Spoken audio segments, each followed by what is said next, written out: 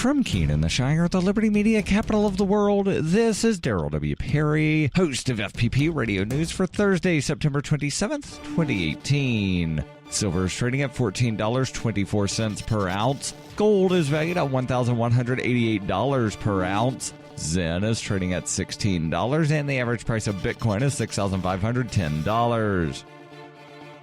Antiwar.com reports citing a general shift in U.S. military focus towards targeting Russia and China in great power competition. Officials say the U.S. will be withdrawing 4 Patriot Missile Systems from the Middle East. The systems in Kuwait, Jordan, and Bahrain will be sent back to the U.S. in the next 2 months for refit and modernization, and then will be moved on to other locations where they can target nations that are more fashionable targets right now. Pentagon officials are refusing to provide specifics on where these missiles are going, but talks of targeting Russia would suggest more deployments to Eastern Europe, where the U.S. has been participating in a protracted NATO buildup against Russia. As far as China goes, deployment would be less clear, though this might be part of a Pacific pivot that U.S. officials have been talking up for years on end. This may mean deployments to Southeast Asia, as presumably the Korean Peninsula will not be considered with ongoing diplomacy there.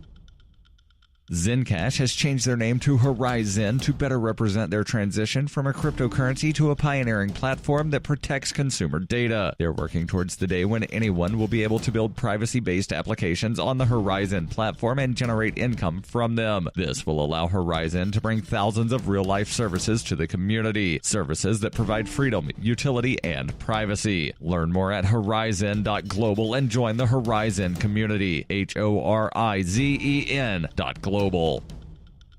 UPI reports the Federal Reserve raised federal interest rates another 0.25% Wednesday to 2.25%. This was the third interest rate increase this year by the Federal Open Market Committee. That committee said in a statement, economic activity has been rising at a strong rate. Job gains have been strong on average in recent months, and the unemployment rate has stayed low. Both overall inflation and inflation for items other than food and energy remain near 2%. The Dow Jones Industrial Average was up slightly before the Fed's decision on Wednesday, but gained an additional 35 points immediately after the announcement. The Dow typically shows little movement on days of federal policy announcements. The Fed also offered projections for the economy, calling for a change in real GDP in 2019 of 3.1%, above the 2.8% goal of the Trump administration. Inflation is expected to stay in the 2% range for the next 3 years.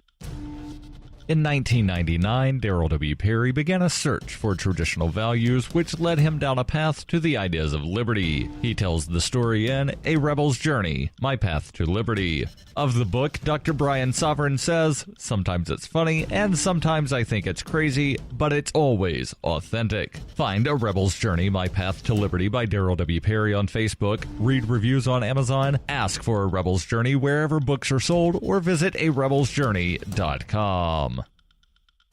Reuters reports Uber Technologies will pay $148 million for failing to disclose a massive data breach in 2016, marking a costly resolution to one of the biggest embarrassments and legal tangles the ride-hailing company has suffered. The settlement with 50 U.S. states and Washington, D.C. brings closure to one of several high-stakes legal battles Uber is seeking to resolve before an initial public offering next year, while also delivering a national rebuke against Uber's history of flouting laws and basic business ethics. The $148 million is the largest among attorneys general settlements in privacy cases. By comparison, the multi-state settlement with Target Corp in 2017 over a breach in which 41 million people had their data stolen was $18.5 million. The settlement with Uber follows a 10-month investigation into a data breach that exposed personal data from 57 million Uber accounts, including 600,000 driver's license numbers. The cover-up, widely seen by states as violating data breach reporting and data security laws, drew the ire of authorities across the United States, as well as the United Kingdom, Australia, and the Philippines. About half of the data breach victims lived in the United States. The settlement terms include changes to Uber's business practices aimed at preventing further breaches and reforming its corporate culture. Uber will be required to report any data security incidents to states on a quarterly basis for the next 2 years and implement a comprehensive information security program overseen by an executive officer who advises executive staff and Uber's board of directors. In November 2016, Uber paid hackers $100,000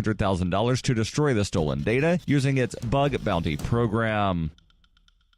This has been FPP Radio News. Online at FPPRadio.com.